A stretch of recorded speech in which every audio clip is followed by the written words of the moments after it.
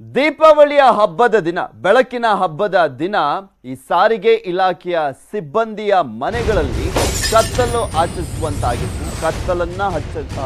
ಕತ್ತಲಿನಲ್ಲಿ ಅವರು ದೀಪಾವಳಿ ಹಬ್ಬವನ್ನು ಆಚರಿಸುವಂತ ಸಂದರ್ಭ ಎದುರಾಗಿತ್ತು. ನಿಮ್ಗೆಲ್ರಿಗೂ ಕೂಡ ಗೊತ್ತಿದೆ, ಯಾಕೆಂದ್ರೆ ಸ್ಯಾಲರಿ ಆಗಿರಲಿಲ್ಲ.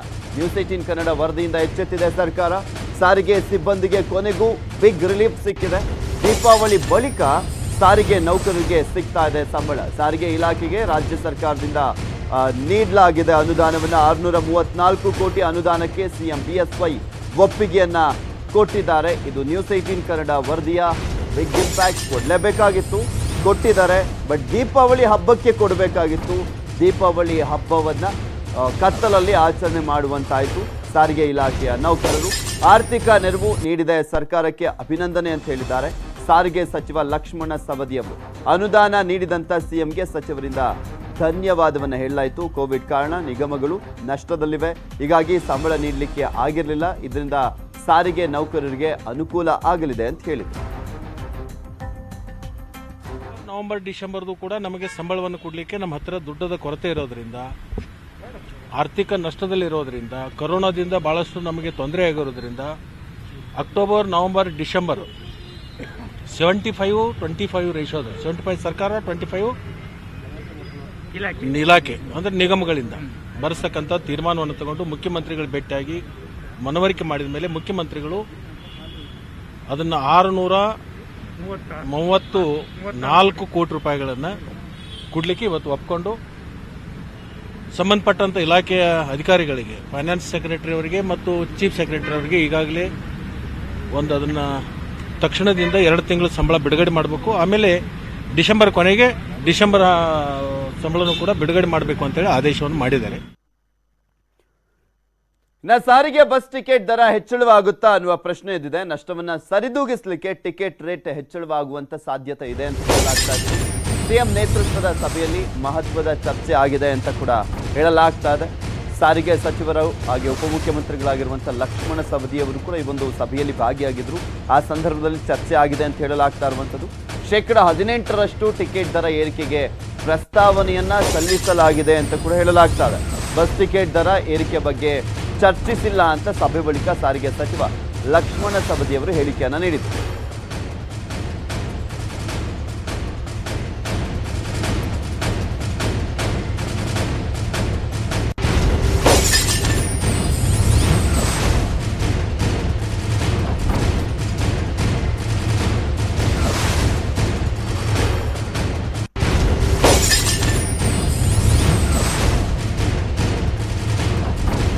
ಸಾರಿಗೆ ಬಸ್ ಟಿಕೆಟ್ ದರ ಹೆಚ್ಚಳ ಆಗುತ್ತಾ ಅನ್ನುವ ಪ್ರಶ್ನೆ ಎದ್ದಿತ್ತು. ಆದರೆ ಈಗ ಅದಕ್ಕೆ ಕ್ಲಾರಿಫಿಕೇಶನ್ ಅನ್ನ ಕೊಟ್ಟಿದ್ದಾರೆ ಲಕ್ಷ್ಮಣ್ ಸವದಿ ಅವರು, ಸಾರಿಗೆ ಸಚಿವ.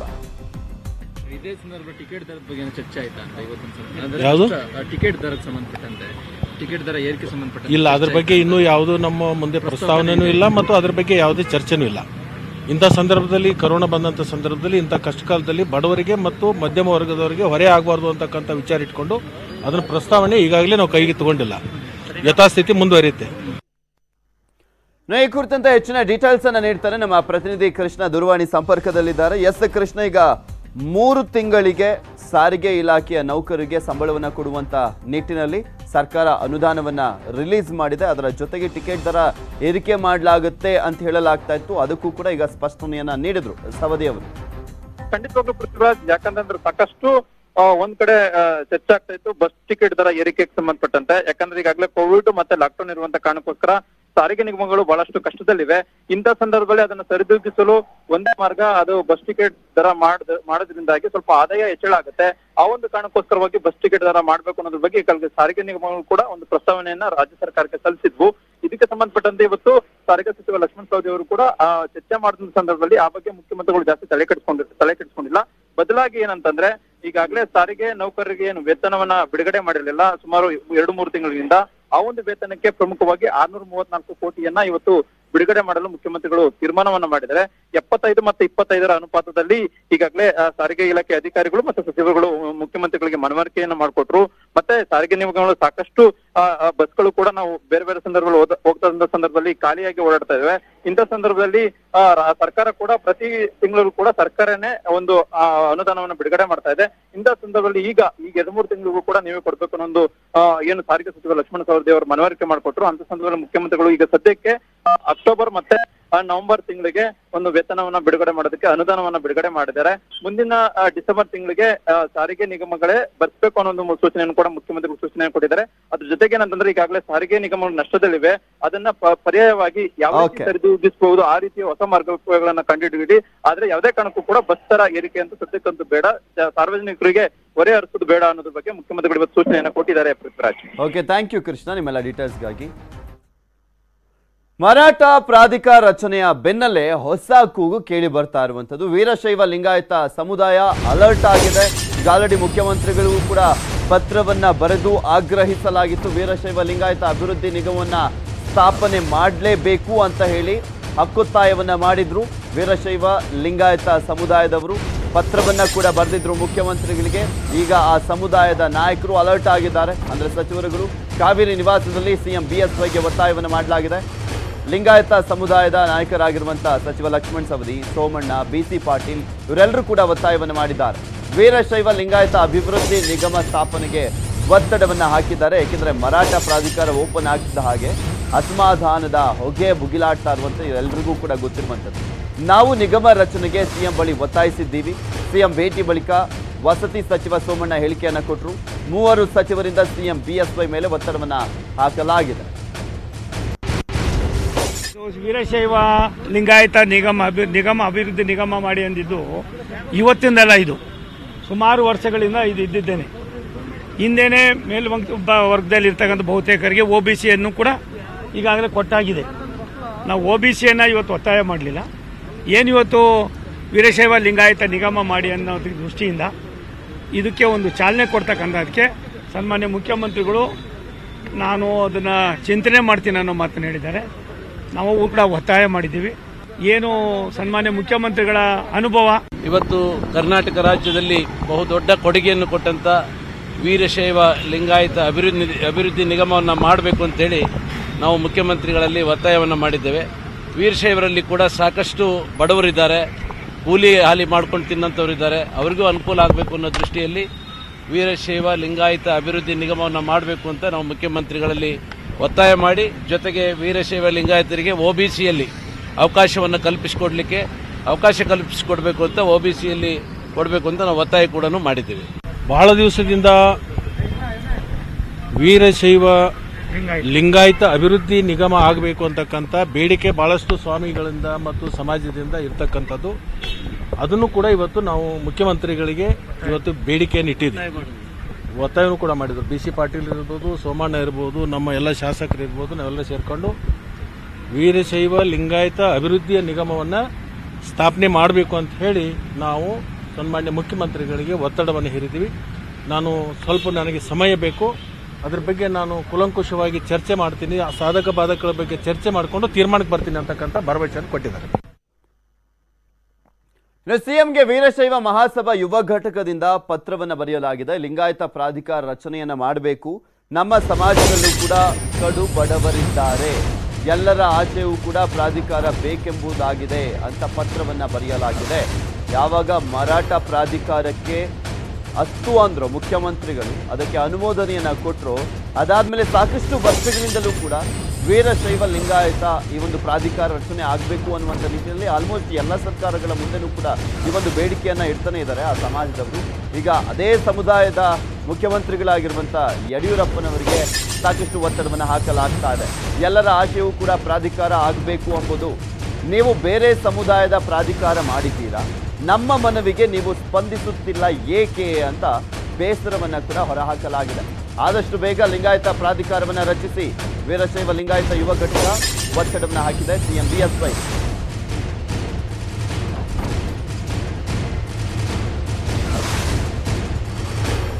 ಈ ಕುರಿತಂತೆ ಮಾತಾಡಲಿಕ್ಕೆ ಮಹದೇಶ್ವರ ಸ್ವಾಮೀಜಿಗಳು ಬಸವಪೀಠದವರು ನಮ್ಮ ಜೊತೆ ದೂರವಾಣಿ ಸಂಪರ್ಕದಲ್ಲಿದ್ದಾರೆ. ನಮಸ್ಕಾರ ಸ್ವಾಮೀಜಿಗಳೇ.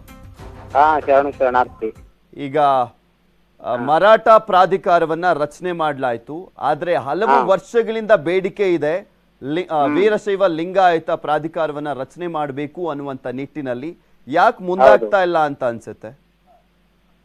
ಅಲ್ಲ, ಅದನ್ನ ಮಾಡ್ಬೇಕು. ಯಾಕೆಂದ್ರೆ ಇದು ಬಹಳ ವರ್ಷಗಳ ಬೇಡಿಕೆ, ಇವತ್ನದು ನಿನ್ನೆದಲ್ಲ. ಇದು ಲಿಂಗಾಯತ ಅಭಿವೃದ್ಧಿ ಪ್ರಾಧಿಕಾರವನ್ನು ಮಾಡಬೇಕು. ಅದ್ರ ಜೊತೆಗೆ ವೀರಶೈವ ಅನ್ನೋದನ್ನ ತರಬಾರದು ಯಾವುದೇ ಕಾರಣಕ್ಕೂ. ಯಾಕೆಂದ್ರೆ 12ನೇ ಶತಮಾನದಲ್ಲಿ ಗುರು ಬಸವಣ್ಣನವರಿಂದ ಸ್ಥಾಪಿಸಲ್ಪಟ್ಟದ್ದಂತೂ ಲಿಂಗಾಯತ ಧರ್ಮ. ಆದ್ರಿಂದ ಲಿಂಗಾಯತ ಅಭಿವೃದ್ಧಿ ಮಂಡಳಿ ಅಂತ ಸ್ಥಾಪನೆ ಮಾಡೋದು ಒಳ್ಳೇದು ಅಂತ ನಮ್ಮ ಅಭಿಪ್ರಾಯ. ಬಟ್ ಇಲ್ಲಿ ಸಚಿವರುಗಳೆಲ್ಲ ಹೇಳ್ತಾ ಇರುವಂತದ್ದು, ಲಕ್ಷ್ಮಣ್ ಸವದಿ ಅವರು, ಸೋಮಣ್ಣ ಅವರು, BC ಪಾಟೀಲ್ ಅವರೆಲ್ಲರೂ ಹೇಳ್ತಾ ಇದ್ದಾರೆ ವೀರಶೈವ ಲಿಂಗಾಯತ ಅಭಿವೃದ್ಧಿ ಪ್ರಾಧಿಕಾರವನ್ನ ಮಾಡುವಂತ ನಿಟ್ಟಿನಲ್ಲಿ ಮುಖ್ಯಮಂತ್ರಿಗಳಿಗೆ ಒತ್ತಡವನ್ನ ಹಾಕಿದ್ದೀವಿ ಅಂತ ಹೇಳ್ತಾ ಇದ್ರು ಅವರು. ಹೇಳಿ, ಆದ್ರೆ ನಾವೆಲ್ಲ ಹೋರಾಟ ಮಾಡ್ತೀವಿ ಅದಕ್ಕೆ. ಅದು ಬೇಡ, ವೀರಶೈವ ಅನ್ನುವ ಪದ ಬೇಡ, ಲಿಂಗಾಯತ ಅನ್ನುವ ಪದ ಮಾತ್ರ ಇರ್ಬೇಕು ಅಂತ ನೀವ್ ಹೇಳ್ತಾ ಇದ್ದೀರಾ? ಹೌದು ಹೌದು ಹೌದು ಹೌದು. ಸೊ ಈಗ ಇನ್ನೂ ಕೂಡ ಮುಂದಾಗಿಲ್ಲ ಮುಖ್ಯಮಂತ್ರಿಗಳು? ಹೌದು, ಗೊತ್ತು, ಅವ್ರ ಮುಂದಾಗಲ್ಲ. ಯಾಕೆಂದ್ರೆ ಅವ್ರಿಗೆ ಗೊಂದಲ ಇದೆ. ಈಗ ಆಲ್ರೆಡಿ ಬಹಳ ವರ್ಷಗಳಿಂದ ನಾವು ಹೋರಾಟ ಮಾಡ್ತಾ ಇದೀವಿ. ಹಿಂದಿನ ಸರ್ಕಾರನು ಸಹಿತ ಈ ಲಿಂಗಾಯತ ಧರ್ಮಕ್ಕೆ ಶಿಫಾರಸನ್ನು ಮಾಡಿದ್ರು. ಯಡಿಯೂರಪ್ಪನವರು ವೀರಶೈವ ಲಿಂಗಾಯತ ಎರಡು ಒಂದೇ, ಸಪರೇಟ್ ಅಲ್ಲ ಅಂತ ಹೇಳಿದ್ರು. ಇಲ್ಲ, ಸಾಧ್ಯವಿಲ್ಲ, ಎರಡು ಒಂದೇ ಆಗ್ಲಿಕ್ಕೆ ಬರೋದಿಲ್ಲ. ಅಲ್ಲ, ಅವ್ರ ಅಭಿಪ್ರಾಯ ಅವಾಗ ವ್ಯಕ್ತಪಡಿಸಿದ್ರು. ಅಲ್ಲ, ಇರಬಹುದು. ಆದ್ರೆ ನಾಗಮೋಹನ್ ದಾಸ್ ವರದಿಯಲ್ಲಿ ಲಿಂಗಾಯತ ಧರ್ಮ ಪ್ರತ್ಯೇಕ ಧರ್ಮ ಅಂತ ಹೇಳಿ ಆಲ್ರೆಡಿ ಕೇಂದ್ರ ಸರ್ಕಾರಕ್ಕೆ ಇದನ್ನು ಕೊಟ್ಟಿದೆ. ಸೊ ಈಗ ನೀವು ವೀರಶೈವ ಲಿಂಗಾಯತ ಅಭಿವೃದ್ಧಿ ಪ್ರಾಧಿಕಾರ ಅಂತ ಇದೆರಡು ಸೇರಿಸಿ ಆ ಪದಗಳು ಬಂದ್ರೆ ಅದಕ್ಕೂ ಕೂಡ ವಿರೋಧ ಇದೆ. ಅದಕ್ಕೆಲ್ಲಾದ್ರೂ ಹೋರಾಟ ಮಾಡುವಂತ ಸಾಧ್ಯತೆ ಇದೆ? ಖಂಡಿತ ಖಂಡಿತ ಖಂಡಿತ ನಾವು ಹೋರಾಟ ಮಾಡ್ತೀವಿ ಅದಕ್ಕೆ. ಲಿಂಗಾಯತ ಅಭಿವೃದ್ಧಿ ಪ್ರಾಧಿಕಾರ ಮಾತ್ರ ನಿಮ್ಮ ಸಪೋರ್ಟ್? ಹೌದು ಹೌದು. ಲಿಂಗಾಯತ ಅಂದ್ರೆ ನಾವು ಅದಕ್ಕೆ ನಾವು ಎಲ್ಲಾ ಮಠಾಧೀಶರು ಇದಕ್ಕೆಲ್ಲರೂ ಬೆಂಬಲ ಕೊಡ್ತಾರೆ, ಪ್ರತಿಯೊಬ್ರು ಸಹಿತ. ಸೊ ಆ ಒಂದು ಗೊಂದಲದಲ್ಲಿದ್ದಾರೆ ಮುಖ್ಯಮಂತ್ರಿಗಳು, ಏನ್ ಮಾಡ್ಬೇಕು? ಹೌದು, ಅದಕ್ಕೆಲ್ಲ ಮನವಿ ಮಾಡ್ತೀವಿ, ಅವರಿಗೆಲ್ಲ ಮನವರಿಕೆ ಮಾಡ್ತೀವಿ. ಮಾಡ್ತಾರೆ ಅವರ ಅವಧಿಯಲ್ಲೇ ಅನ್ನುವ ನಂಬಿಕೆ ಇದೆಯಾ ನಿಮ್ಗೆ? ಮಾಡ್ತಾರೆ, ಯಾಕೆಂದ್ರೆ ಅವರು ಲಿಂಗಾಯತರಲ್ವಾ, ಯಡಿಯೂರಪ್ಪನವರು ಮಾಡ್ಲೇಬೇಕು. ಅವರು 4ನೇ ಬಾರಿಗೆ ಮುಖ್ಯಮಂತ್ರಿ ಆಗಿದ್ದಾರೆ. ಈ ಹಿಂದೆ ಜಗದೀಶ್ ಶೆಟ್ಟರ್ ಅವರು ಕೂಡ ಇದ್ರು. 4 ಅಲ್ಲ, ಇನ್ನೂ 2 ಬಾರಿ ಆಗ್ಲಿ, ನಮ್ಗೇನ ಅಭ್ಯಂತರ ಇಲ್ಲ, ನಮ್ಗೆ ಬೇಜಾರಿಲ್ಲ. ಆದ್ರೆ ಅವರ ಅವಧಿಯೊಳಗೆ ಮಾಡ್ಕೊಡ್ಲಿ ಅದು. ಅಟ್ಲೀಸ್ಟ್ ಇವ್ರ ಅವಧಿಯಲ್ಲಿ ಅದೇ ಸಮುದಾಯದ ನಾಯಕರು, ಅದೇ ಸಮುದಾಯದ ಮುಖ್ಯಮಂತ್ರಿಗಳಿದ್ದಾರೆ, ಅಟ್ಲೀಸ್ಟ್ ಇವ್ರ ಅವಧಿಯಲ್ಲಾದ್ರೂ ಆಗ್ಲಿ ಅಂತ ನಿಮ್ ಬೇಡಿಕೆ? ಖಂಡಿತ ಖಂಡಿತ ಆಗ್ಲಿ. ಅವ್ರಿಗೆ ಇನ್ನೂ ಒಂದ್ ಸ್ವಲ್ಪ ಕೀರ್ತಿ ಜಾಸ್ತಿ ಆಗುತ್ತೆ, ಆ ಸಮುದಾಯದ ನಾಯಕರು ಅಂತ ಗುರುತಿಸಿಕೊಂಡಿರುವಂತವ್ರು ಮುಖ್ಯಮಂತ್ರಿಗಳು ಅಂತ ನಿಮ್ಮ ಅಭಿಪ್ರಾಯ? ಹೌದು ಹೌದು ಹೌದು. ಹಿಂದೆ ಮಾತಾಜಿಯವರು, ಮಾತೆ ಮಾದೇವಿಯವರ ನೇತೃತ್ವದಲ್ಲಿ ಬಹಳಷ್ಟು ಸಲ ಮನವಿ ಮಾಡಿದೀವಿ, ಅವ್ರಿಗೆ ಮನವಿ ಕೊಟ್ಟಿದ್ದೀವಿ. ಕಳೆದ ಬಾರಿನೂ ದೊಡ್ಡ ಹೋರಾಟನೇ ಮಾಡಿದ್ರಿ. ಹೌದು ಹೌದು. ಓಕೆ, ಥ್ಯಾಂಕ್ ಯು ಮಹದೇಶ್ವರ ಸ್ವಾಮೀಜಿಗಳ ನ್ಯೂಸ್ 18 ಜೊತೆ ಮಾತನಾಡಿ ನಿಮ್ಮ ಅಭಿಪ್ರಾಯವನ್ನು ಹಂಚಿಕೊಂಡಿದ್ದಕ್ಕೆ. ಸೊ ಗಮನಿಸ್ತಾ ಇದ್ದೀರಲ್ಲ, ಇಲ್ಲಿ ಪ್ರಮುಖವಾಗಿ ವೀರಶೈವ ಲಿಂಗಾಯತ ನಿಗಮ ಮಾಡಬೇಕು ಅಂತ ಬಿಜೆಪಿಯ ಸಚಿವರುಗಳು ಒತ್ತಡವನ್ನು ಹಾಕ್ತಾ ಇದ್ದಾರೆ. ಒಂದು ಬಿಜೆಪಿಯ ಪಕ್ಷದಲ್ಲಿರುವಂಥ ಲಿಂಗಾಯತ ಶಾಸಕರು ಕೂಡ ಜೊತೆಯಲ್ಲೇ ಹೋಗಿ ಒತ್ತಡವನ್ನು ಹಾಕಿರುವಂಥದ್ದು. ಬಟ್ ಕೆಲವರು ವೀರಶೈವ ಅನ್ನೋದು ಇರಬಾರ್ದು, ಲಿಂಗಾಯತ ಪ್ರಾಧಿಕಾರ ಮಾತ್ರ ಇರಬೇಕು ಅಂತ ಹೇಳ್ತಾ ಇದ್ದಾರೆ.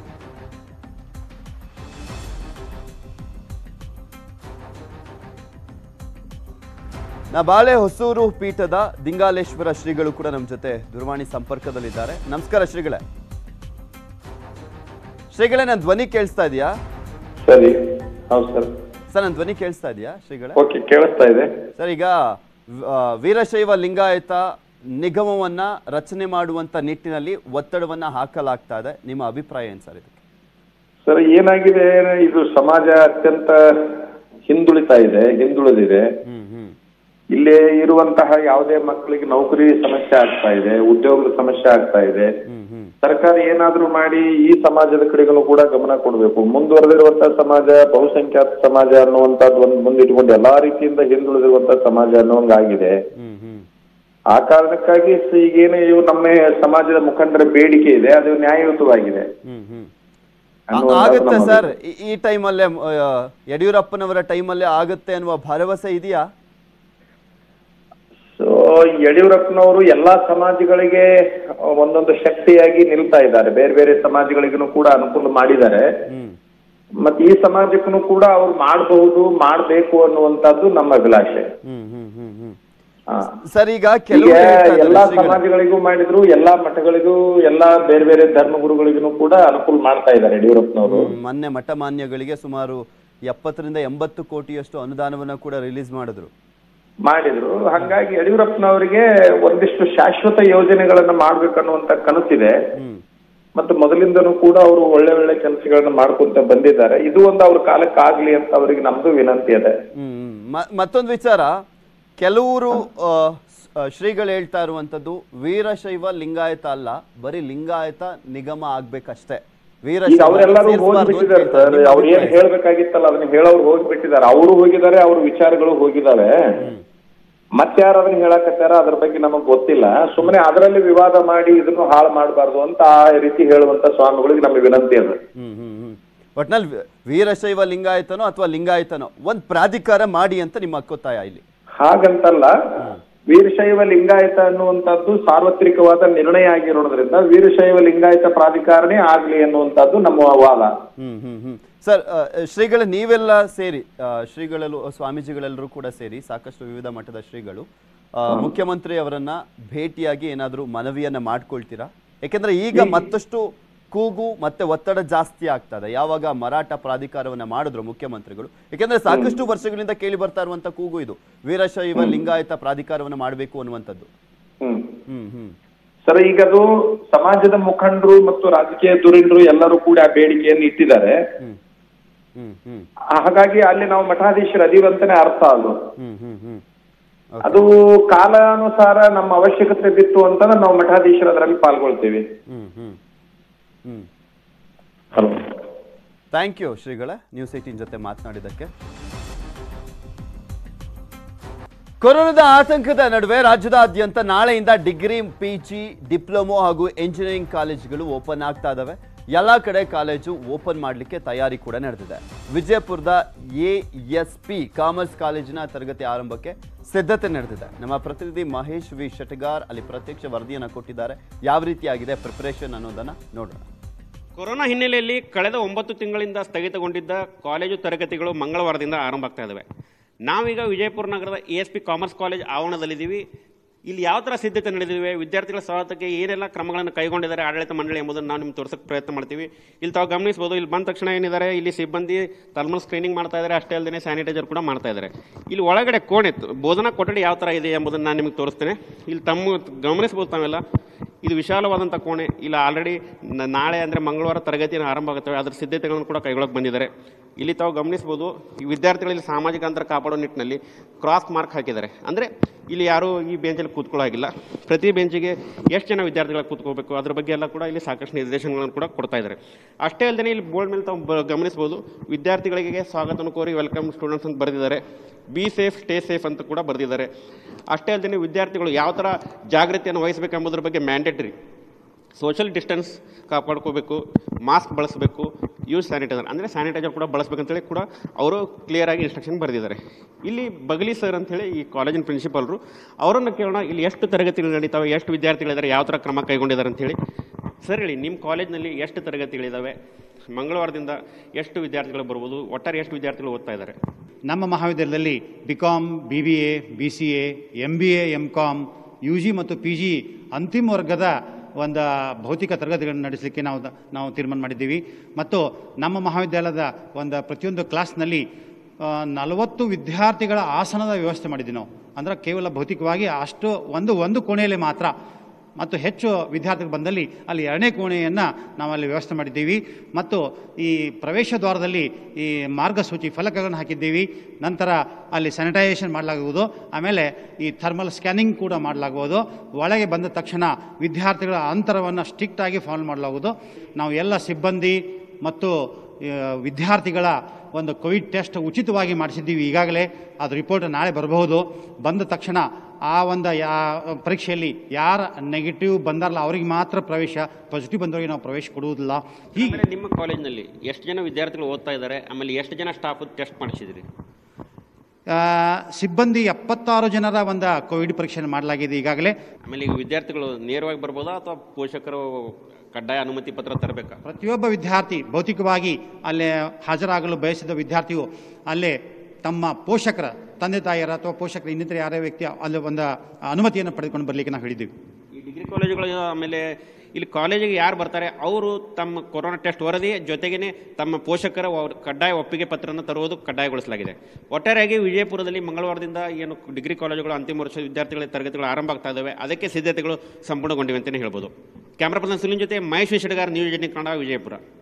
ಸೊ ವಿಜಯಪುರದಲ್ಲಿ ಯಾವ ರೀತಿಯಾಗಿ ಸಿದ್ಧತೆ ನಡೆದಿದೆ ಅನ್ನೋದನ್ನ ನಮ್ಮ ಪ್ರತಿನಿಧಿ ತೋರಿಸ್ತಾ ಇದ್ರು ಆ ಒಂದು ಕಾಲೇಜಿನಲ್ಲಿ. ಇನ್ನು ಕಲಬುರಗಿಯಲ್ಲೂ ಕೂಡ ಅಷ್ಟೇ ಕಾಲೇಜು ಆರಂಭಕ್ಕೆ ಎಲ್ಲ ರೀತಿಯಾದಂಥ ತಯಾರಿಯನ್ನು ಮಾಡಿಕೊಳ್ಳಲಾಗ್ತಾ ಇದೆ. ಕ್ಲಾಸ್ ರೂಮ್ಗಳನ್ನು ಸ್ಯಾನಿಟೈಸ್ ಮಾಡಲಾಗ್ತಾ ಇದೆ. ಸರ್ಕಾರದ ಮಾರ್ಗಸೂಚಿಯಂತೆ ತರಗತಿ ನಡೆಯಲಿರುವಂಥದ್ದು. ನಾಳೆಯಿಂದ ಕಾಲೇಜಿಗೆ ಬರಲಿಕ್ಕೆ ವಿದ್ಯಾರ್ಥಿಗಳು ಕೂಡ ಉತ್ಸಾಹವನ್ನು ತೋರಿಸ್ತಾ ಇದ್ದಾರೆ. ಯಾವ ರೀತಿಯಾಗಿದೆ ಸಿದ್ಧತೆ ಅನ್ನೋದ್ರ ಬಗ್ಗೆ ಪ್ರತ್ಯಕ್ಷ ವರದಿಯನ್ನು ಕೊಟ್ಟಿದ್ದಾರೆ ನಮ್ಮ ಪ್ರತಿನಿಧಿ ಶಿವರಾಮ ಸುಡ್ಡಿ. ನೋಡೋಣ.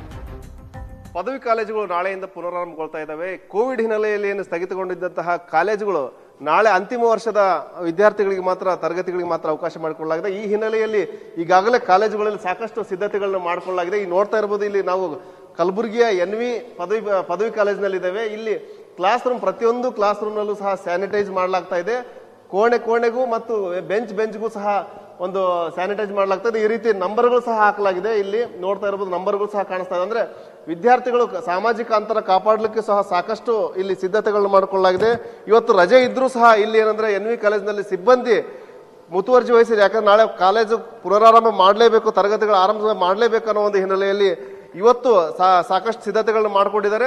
ಈಗ ಇಲ್ಲಿ ಪ್ರಿನ್ಸಿಪಾಲ್ ದೇಶಪಾಂಡೆ ಅವರ ಸಮ್ಮುಖದಲ್ಲಿನೇ ಇವೆಲ್ಲ ಸಿದ್ಧತೆಗಳು ಮಾಡಲಾಗ್ತದೆ. ಅವ್ರನ್ನೇ ಮಾತಾಡ್ತಾನೆ. ಸರ್, ಯಾವ ರೀತಿ ಸಿದ್ಧತೆ ಮಾಡ್ಕೊಳ್ತಾರೆ? ಈಗಾಗಲೇ ನಾವು ಎಲ್ಲ ಮುಂಜಾಗ್ರತೆ ಕ್ರಮವಾಗಿ COVID-19 ಸಲುವಾಗಿ ವಿದ್ಯಾರ್ಥಿಗಳ ಹಿತದೃಷ್ಟಿಯಿಂದ ಎಲ್ಲ ಸ್ಯಾನಿಟೈಸೇಷನ್ಸ್ಗಳನ್ನು ಮಾಡ್ಕೊಂಡಿದ್ದೀವಿ. ಕ್ಲಾಸ್ ರೂಮ್ಗಳನ್ನು ಕ್ಲೀನ್ ಆಗಿ ಮಾಡ್ಕೊಂಡಿದ್ದೀವಿ. ವಿದ್ಯಾರ್ಥಿಗಳಿಗೋಸ್ಕರ ಹೊರಗಡೆ ಬಂದಾಕ್ಷಣ ಅವರು ಸ್ಯಾನಿಟೈಸ್ ಮಾಡ್ಕೊಂಡೇ ಒಳಗೆ ಬರಬೇಕು, ಮಾಸ್ಕ್ಗಳನ್ನು ಧರಿಸ್ಕೊಳ್ಬೇಕು ಮತ್ತು ಕೋವಿಡ್ ನಿಯಮದ ಪ್ರಕಾರ ಟೆಸ್ಟ್ ಮಾಡ್ಕೊಳ್ರಿ ಅಂತ ನಾವು ಗ್ರೂಪ್ನಲ್ಲಿ ವಿದ್ಯಾರ್ಥಿಗಳಿಗೆ ಮೆಸೇಜ್ ಅನ್ನು ಹಾಕಿದೀವಿ. ಟೀಚರ್ಸ್ಗಳಿಗೂ ಕೂಡ ಇದನ್ನ ಕಡ್ಡಾಯವಾಗಿ ಮಾಡಿಸ್ಕೊಡ್ರಿ ಅಂತ ನಾವು ಹೇಳಿದ್ವಿ. 8 ತಿಂಗಳುಗಳಾಯಿತು ಕಾಲೇಜ್ ಶುರು ಆಗೋದು, ಬಹಳ ಸಂತೋಷದ ಸಂಗತಿ. ಮೊದಲನೇದಾಗಿ ಹೇಳೋದಂತಂದ್ರೆ ಅಂತಿಮ ವರ್ಷದ ವಿದ್ಯಾರ್ಥಿಗಳಿಗೆ ಮಾತ್ರ ನಾವು ಕ್ಲಾಸ್ ಅನ್ನು ತೋಳ್ತಾ ಇದ್ದೀವಿ.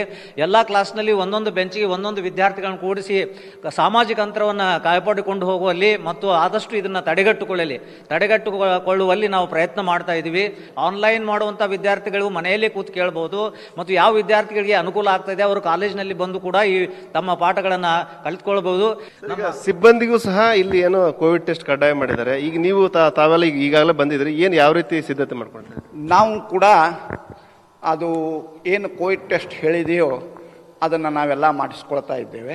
ಶಿಕ್ಷಣ ಇಲಾಖೆಯಿಂದ ಕೂಡ ನಮಗೆ ಬಹಳ ಉತ್ತಮವಾದಂತಹ ಗೈಡ್ಲೈನ್ಸ್ಗಳು ಬಂದಿವೆ. ನಮ್ಮಲ್ಲಿ ಸೈನ್ಸ್ ಸ್ಟ್ರೆಂತ್ ಭಾಳ ಇರೋದರಿಂದ ನಾವು ಸೈನ್ಸನ್ನು ಮಧ್ಯಾಹ್ನ ನಡೆಸ್ತಾ ಇದ್ದೇವೆ, ಆರ್ಟ್ಸ್ ಕಾಮರ್ಸ್ ಮುಂಜಾನೆ ನಡೆಸ್ತೇವೆ. ಆ 120 ಹುಡುಗರಿಗೆ ನಾವು ಬ್ಯಾಚ್ ಮಾಡ್ತೇವೆ. ಎಷ್ಟು ಜನ ಬರ್ತಾರೋ ಶಿಕ್ಷಕರಿಗೆ ಸ್ವಲ್ಪ ಕಷ್ಟ ಆಗ್ಬೋದು, ಆದರೆ ಆ ಸೋಷಿಯಲ್ ಡಿಸ್ಟೆನ್ಸ್ ಮೇಂಟೈನ್ ಮಾಡೋದು ಮಾತ್ರ ನಾವು ಚೆನ್ನಾಗಿ ಮಾಡಬೇಕು ಅಂತ ಪ್ರಾಂಶುಪಾಲರು ಹೇಳಿದ್ದಾರೆ. ಆ ರೀತಿ ನಾವು ಮಾಡ್ತಾ ಇದ್ದೀವಿ. ಇಲ್ಲಿ ವಿದ್ಯಾರ್ಥಿಗಳು ಸಹ ಅಂದ್ರೆ ನಾಳೆಯಿಂದ ತರಗತಿಗಳು ಆರಂಭ ಆಗ್ತವ್ರ ಹಿನ್ನೆಲೆಯಲ್ಲಿ ವಿದ್ಯಾರ್ಥಿಗಳು ಸಹ ಬಂದಿದ್ದಾರೆ. ಅಂದ್ರೆ ಯಾವ ರೀತಿ ಸಿದ್ಧತೆ ಮಾಡ್ಕೊಂಡಿದ್ದಾರೆ ಅಂತ ಅವ್ರನ್ನೇ ಕೇಳೋಣ. ಈಗ ನಾಳೆಯಿಂದ ತರಗತಿಗಳು ಪ್ರಾರಂಭ ಆಗ್ತಾ ಇದಾವೆ, ಏನು ಯಾವ ರೀತಿ ನೀವು ಬರ್ಲಿಕ್ಕೆ ರೆಡಿ ಆಗಿದೆ? ಹಾ ಸರ್, ರೆಡಿ ಆಗಿದ್ದೀವಿ ಬರ್ಲಿಕ್ಕೆ. 8 ತಿಂಗಳ ನಂತರ ಕಾಲೇಜ್ ಸ್ಟಾರ್ಟ್ ಆಗಿದೆ.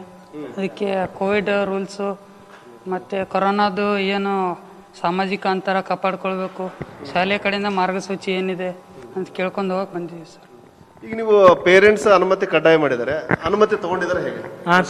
ತಗೋತೀವ್ರಿ ಸರ್, ಅನುಮತಿ ತಗೊಂಡ್ ಬರ್ತೀವಿ ಸರ್. ಅಲ್ಲ, ಈಗ ಆಫ್ಲೈನ್ ಆನ್ಲೈನ್ ಎರಡಕ್ಕೂ ಅವಕಾಶ ಕೊಟ್ಟಿದ್ದಾರೆ, ನೀವು ಯಾವ್ದಕ್ಕೆ ಪ್ರಿಫರೆನ್ಸ್ ಕೊಡ್ತಾರೆ? Offline sir. ಯಾಕಂದ್ರೆ ಆನ್ಲೈನಲ್ಲಿ ಸ್ವಲ್ಪ ಅಡಚಣೆಗಳು ಕಂಡು ಬರ್ತವೆ, ಅದಕ್ಕಾಗಿ ನಾವು ಆಫ್ಲೈನ್ ಮೂಲಕ ಕಾಲೇಜಿಗೆ ಬರಲಿಕ್ಕೆ ತರಗತಿ ಬರ್ತದೆ. ಒಟ್ಟಾರೆ ಸಿಬ್ಬಂದಿ ಮತ್ತು ಏನು ವಿದ್ಯಾರ್ಥಿಗಳ ಅಭಿಪ್ರಾಯ ಆಗಿದೆ. ಒಟ್ಟಾರೆ ನಾಳೆಯಿಂದ ಏನು ಕಾಲೇಜು ಪುನರಾರಂಭಗೊಳ್ತಾ ಇದೆ, ಎಲ್ಲರೂ ಸಹ ಒಂದ್ ಕಡೆ ಸಿಬ್ಬಂದಿನೂ ರೆಡಿ ಆಗಿದ್ದಾರೆ, ಮತ್ತೊಂದು ಕಡೆ ವಿದ್ಯಾರ್ಥಿಗಳು ಸಹ ಬರ್ಲಿಕ್ಕೆ ರೆಡಿ ಆಗಿದ್ದಾರೆ. ಹೀಗಾಗಿ ತರಗತಿಗಳ ಪುನರಾರಂಭಕ್ಕೆ ಕ್ಷಣಗಣನೆ ಆರಂಭಗೊಂಡಿದ್ದು ಸಕಲ ಸಿದ್ಧತೆಗಳು ಪೂರ್ಣಗೊಂಡಿವೆ ಅಂತ ಹೇಳ್ಬೋದು. Cameraman Jayakumar Gajappa. Degree, PG, diploma ಹಾಗೂ ಇಂಜಿನಿಯರಿಂಗ್ ಕಾಲೇಜುಗಳು ಓಪನ್ ಆಗ್ತಾ ಇದಾವೆ. ಎಲ್ಲಾ ಕಡೆ ಕೂಡ ಕಾಲೇಜು ಓಪನ್ ಮಾಡಲಿಕ್ಕೆ ತಯಾರಿ ಕೂಡ ನಡೆದಿದೆ.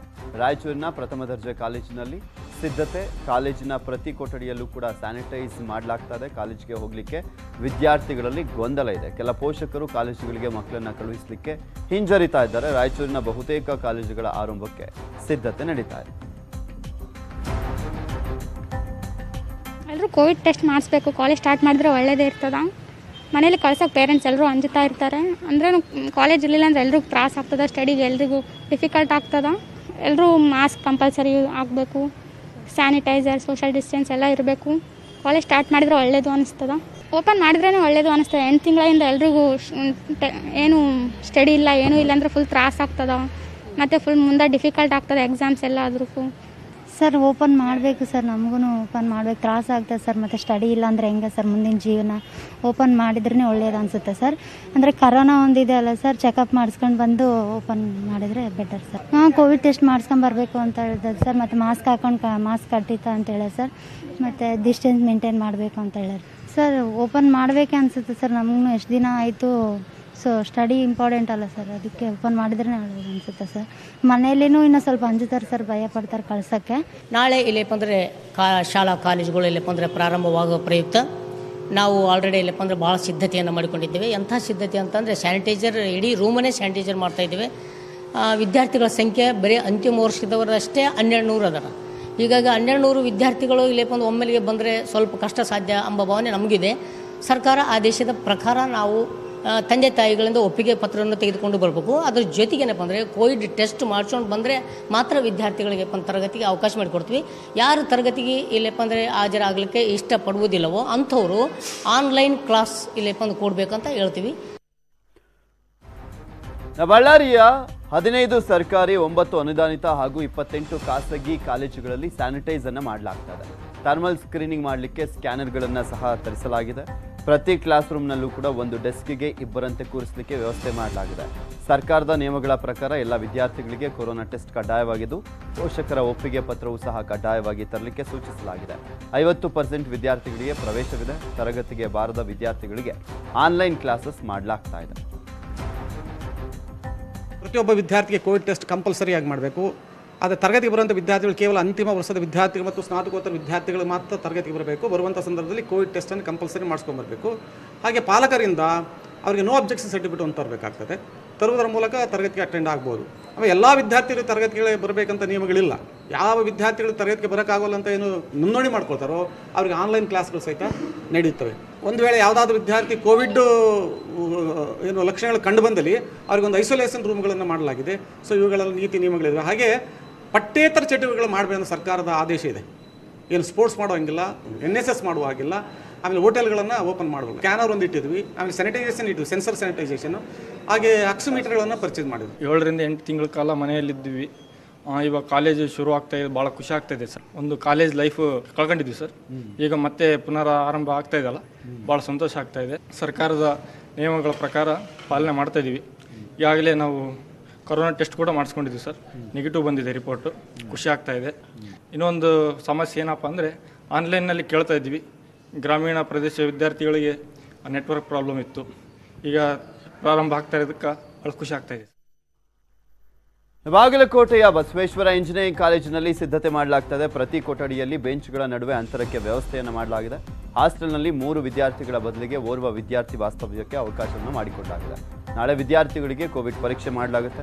ಇವತ್ತು ರಜೆಯ ಹಿನ್ನೆಲೆಯಲ್ಲಿ ನಾಳೆ ಎಲ್ಲ ಸಿದ್ಧತೆ ಪೂರ್ಣವಾಗುತ್ತೆ. ಬುಧವಾರದಿಂದ ತರಗತಿ ಆರಂಭ. ನ್ಯೂಸ್ 18ಗೆ ಬಸವೇಶ್ವರ ಇಂಜಿನಿಯರಿಂಗ್ ಕಾಲೇಜಿನ ಪ್ರಾಂಶುಪಾಲ ಸಿದ್ದರಾಮ ಮಾಹಿತಿಯನ್ನು ನೀಡಿದ್ದಾರೆ.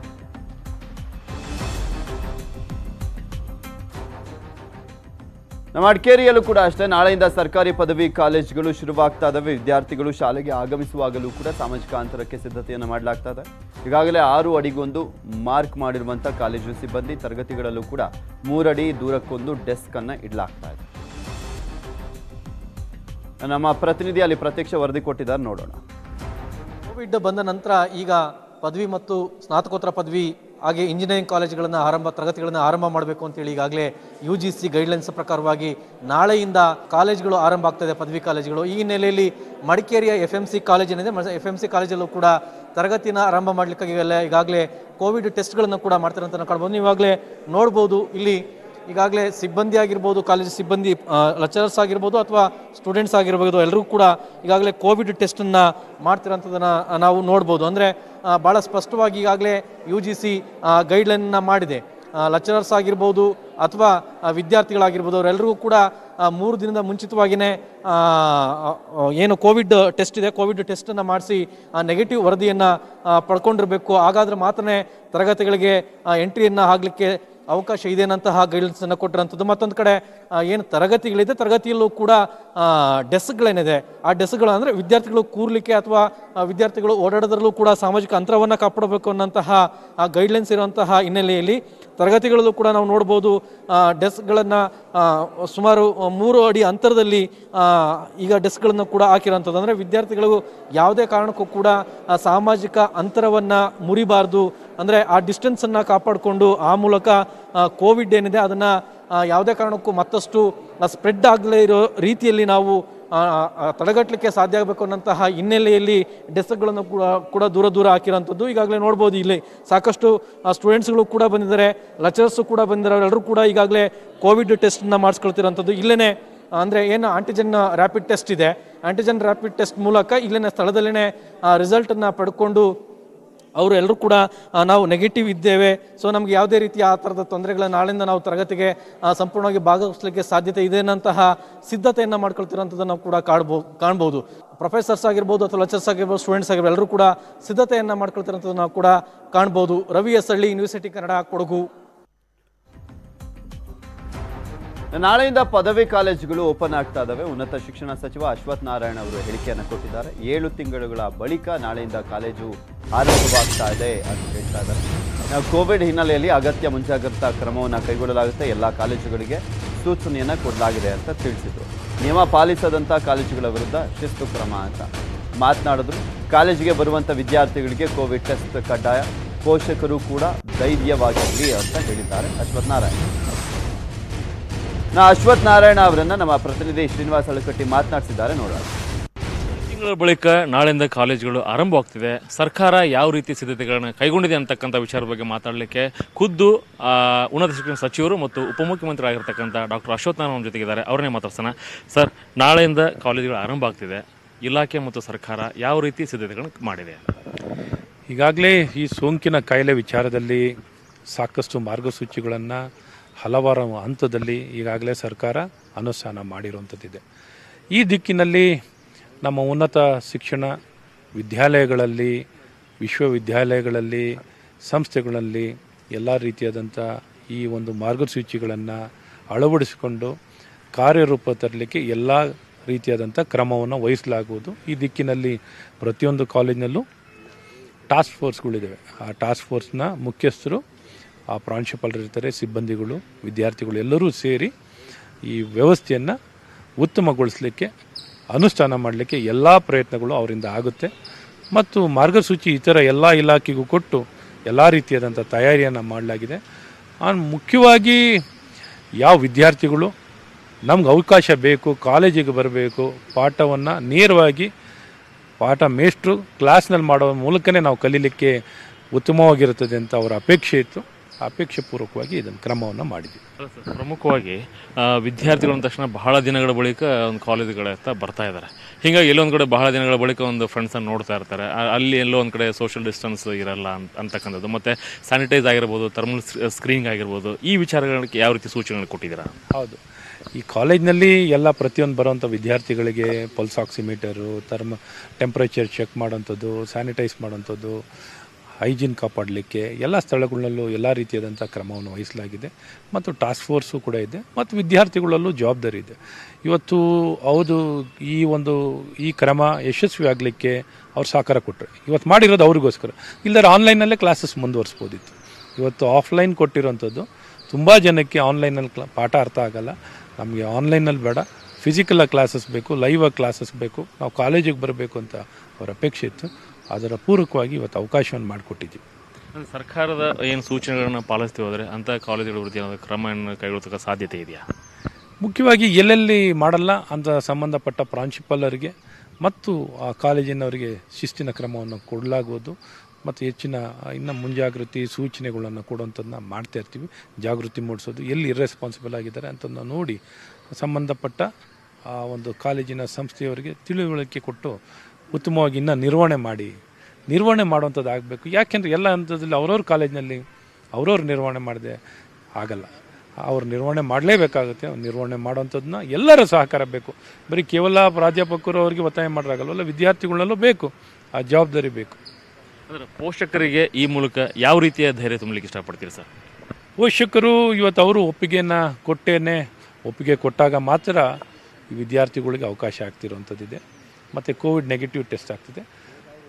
ಅವರು ಅವರ ಮಕ್ಕಳ ಉಜ್ವಲ ಭವಿಷ್ಯಕ್ಕಾಗಿ ಅವರ ಒಂದು ಒಳ್ಳೆಯ ಭವಿಷ್ಯ ಆಗಬೇಕು, ಅವ್ರ ಸಮಯ ವ್ಯರ್ಥ ಆಗಬಾರ್ದು, ವಿದ್ಯಾಭ್ಯಾಸ ಆಗಬೇಕು ಅಂತ ಎಲ್ಲ ತಂದೆ ತಾಯರ ಒಂದು ಅಪೇಕ್ಷೆ ಇರ್ತದೆ. ಅವರ ಒಂದು ಅಪೇಕ್ಷೆಯ ಪೂರಕವಾಗಿ ಅವರ ಒಂದು ಮಕ್ಕಳ ಶ್ರೇಯಸ್ಸು ಏಳಿಗಾಗಿ ಸರ್ಕಾರ ಜವಾಬ್ದಾರಿತವಾಗಿ ಈ ಕಾರ್ಯವನ್ನು ಮಾಡ್ತಾ ಇದೆ. ಇದು ಡಾಕ್ಟರ್ ಅಶ್ವಥ್ ನಾರಾಯಣ ಅವರ ಮಾತಾಗಿತ್ತು. ಶ್ರೀನಿವಾಸರ ಜೊತೆ ಶ್ರೀನಿವಾಸ ಹೊಳಕಟ್ಟಿ, ನ್ಯೂಸ್ 18 ಕನ್ನಡ, ಬೆಂಗಳೂರು. ನೋಡ್ತೀವಿ ಈ ಕಟ್ಟಡದಲ್ಲಿ ನೀರಿನ ಸರಬರಾಜು ಇದೆ ಅಂತ ಸಹಜವಾಗಿ ಭಾವಿಸ್ತೀವಿ. ಹಾಗೆಯೇ ಸ್ಲಮ್ಗಳಲ್ಲಿ ಪ್ರತಿ ಮನೆ ಎದುರು ಪ್ಲಾಸ್ಟಿಕ್ ಕ್ಯಾನ್ ನೋಡ್ತೀವಿ. ಅದೇ ಕ್ಯಾನ್ಗಳನ್ನು ಹಿಡಿದು ನಿಂತ ಜನರನ್ನ ದಿನಕ್ಕೆ 2 ಬಾರಿ ಸಾರ್ವಜನಿಕವಾಗಿ ನೋಡ್ತೀವಿ ನಾವು. ಆದರೆ ಇದು ಅಸಮಾನತೆ ಅನ್ನೋದು ಫಾತಿಮಾ ವಾದ. ಜನ ಸಮಾನತೆಗೆ ಆಗ್ರಹಿಸಿದಂತಹ ಫಾತಿಮಾ ಮಾಡಿದ್ದೇನು ಗೊತ್ತಾ? ಈ ಸ್ಟೋರಿ ನೋಡಿ.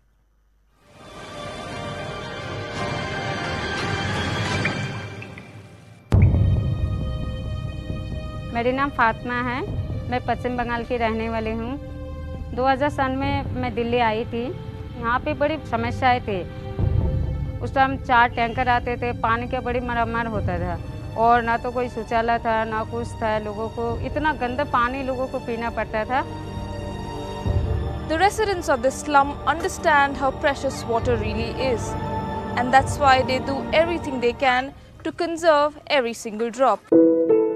चल के जाके तभी तो प्रॉब्लम सोल्व होता है।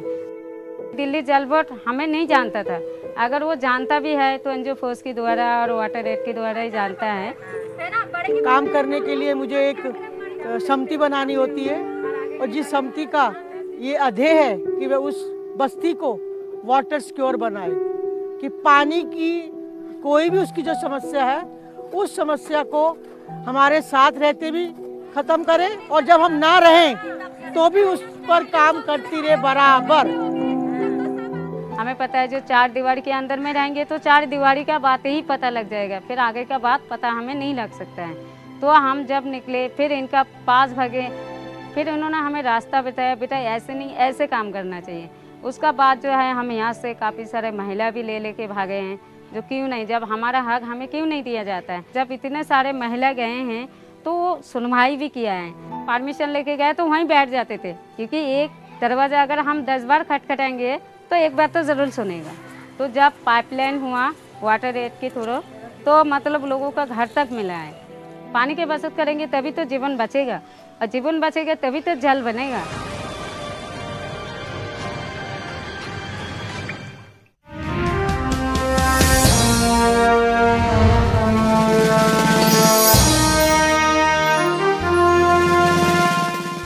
ಹುತಾತ್ಮ ಸೈನಿಕರನ್ನ ಸ್ಮರಿಸುವಂಥದ್ದು ಎಲ್ಲ ಭಾರತೀಯರ ಜವಾಬ್ದಾರಿ ಅಂತಾನೆ ಗಣ್ಯರು ನಟನಟಿಯರು ಕೂಡ ಸಲಾಂ ಅಂತಾರೆ. ಆ ಪೈಕಿ ಹಿರಿಯ ರಂಗಕರ್ಮಿ ನಟ ಪ್ರಕಾಶ್ ಬೆಳವಾಡಿ ಸಲ್ಯೂಟ್ ಹೇಳಿದ್ದು ಹೀಗೆ. ನಾವು ಸೈನಿಕರ ಬಗ್ಗೆ ಭಾವುಕವಾಗಿ ಮಾತಾಡೋದು ಒಂದು ರೂಢಿಯಾಗಿರುತ್ತೆ ನೋಡಿ. ಈಗ ನಾವು ಮನೆಯಲ್ಲಿ ಯಾರು ಸೆಕ್ಯೂರಿಟಿ ಇಟ್ಕೊಂಡಿದ್ರೆ ನಮ್ಮ ಆಸ್ತಿನ ಕಾಪಾಡಬೇಕು ಅಥವಾ ನಮ್ಮನ್ನ ಕಾಪಾಡಬೇಕು ಅಂದ್ರೆ ಅವ್ರಿಗೆ ಸಂಬಳ ಕೊಟ್ಟು ಇಟ್ಕೋತೀವಿ. ನಾವು ಸೈನಿಕರನ್ನ ಹಂಗೆ ಇಟ್ಕೊಳ್ಳಲ್ಲ. ಅವರು ನಾವಿರೋದಕ್ಕಿಂತ ಬಹಳ ಒಳ್ಳೆ ಹುದ್ದೆಯಲ್ಲಿ ಒಳ್ಳೆ ಕೆಲಸ ಮಾಡೋದಕ್ಕೆ ಅವರು ಲಾಯಕ್ಕಿರ್ತಾರೆ. ಆದ್ರೆ ಅವರು ದೇಶ ಪ್ರೇಮದಿಂದ ದೇಶದ ರಕ್ಷಣೆಗಾಗಿ ಅವರು ತ್ಯಾಗ ಮಾಡ್ತಾರೆ ಅಂದ್ರೆ ನಿಮಗಾಗಿ ಅವರು ಕೈಕಾಲು ಕಳ್ಕೊಳ್ತಾರೆ, ಪ್ರಾಣ ಕಳ್ಕೊಳ್ತಾರೆ ಅಂದ್ರೆ ಅದ್ರ ಬಗ್ಗೆ ತಿರಸ್ಕಾರದಿಂದ ಮಾತಾಡೋದು ಎಷ್ಟು ಮಟ್ಟಕ್ಕೆ ಸರಿ ಅನ್ನೋದನ್ನ ನಾವು ಯೋಚನೆ ಮಾಡಬೇಕು. ನಂಗನ್ಸುತ್ತೆ ನಾವೆಷ್ಟೇ ಲಿಬರಲ್ ಇರ್ಬೋದು, ಮತ್ತೆ ನಾವು ಎಷ್ಟೇ ಒಂದು ವಿಶ್ವಮಾನವ ಕಲ್ಪನೆಯನ್ನ ನಾವು ಮಾತಾಡ್ಬೋದು, ಆದರೆ ನಿಮ್ಮ ಪಕ್ಕ ಇರೋರ್ಗೋ ಅಥವಾ ಇನ್ನೊಬ್ಬರಿಗೂ ಅದೇ ಇರಬೇಕಲ್ವಾ. ನಿಮ್ಮನ್ನ ಬಂದು ಅವರು ಅಟ್ಯಾಕ್ ಮಾಡಿದ್ರೆ ಅಥವಾ ನಿಮ್ಗೇನಾರು ಅವರಿಂದ ಕಷ್ಟ ಆದರೆ ಅದನ್ನು ನೋಡ್ಕೊಳ್ಳೋರು ಯಾರಿದ್ದಾರೆ ಅನ್ನೋದನ್ನ ನಾನು ಆಲೋಚನೆ ಮಾಡಬೇಕು ಅನ್ಸುತ್ತೆ. ಯಾರಿಗೆ ತಾವು ವಿಶ್ವಮಾನವ ಅಂತ ಅನ್ಸುತ್ತೋ ಅವರು ಬಾರ್ಡ್ರಿಗೆ ಹೋದ್ರೆ ಗೊತ್ತಾಗುತ್ತೆ, ವೀಸಾ ಕೇಳ್ತಾರೆ ಬೇರೆ ಕಡೆ ಹೋಗೋದಿಕ್ಕೆ. ಅದೇ ಥರ ನಮ್ಮ ಬಾರ್ಡರ್ನ ಕಾಪಾಡಬೇಕಾಗಿದ್ದವರು ನಮ್ಮ ಸೈನಿಕರು ಅಂತಿದೆಯಲ್ಲ. ಅದಕ್ಕೆ ನಮ್ಮ ವಾಸ್ತವಕ್ಕೂ ಮತ್ತು ನಮ್ಮ ನಂಬಿಕೆಗಳಿಗೂ ಅಥವಾ ನಮ್ಮ ಧೋರಣೆಗಳಿಗೂ ಒಂದು ಸ್ವಲ್ಪ ಒಂದು ಸಮತೋಲನ ಇರಬೇಕಾಗತ್ತೆ, ಒಂದಕ್ಕೊಂದು ಹೊಂದಾಣಿಕೆ ಆಗಬೇಕಾಗತ್ತೆ. ನನಗೆ ಕಾಲ್ ಆಕ್ಸಿಡೆಂಟ್ ಆಗಿಲ್ಲದೆ ಹೋಗಿದ್ದಿದ್ರೆ, ನನ್ನ ರಿಜೆಕ್ಟ್ ಆಗಿಲ್ಲದೆ ಹೋಗಿದ್ದಿದ್ರೆ ನಾನು ಸೈನಿಕ ಆಗೋದಕ್ಕೆ ಸಿದ್ಧ ಇದ್ದೆ. ಆ ಮನೋಭಾವ ಎಲ್ಲರಲ್ಲೂ ಇರಬೇಕು ಅಂತ ನಾನು ಕೇಳ್ಕೊತೇನೆ.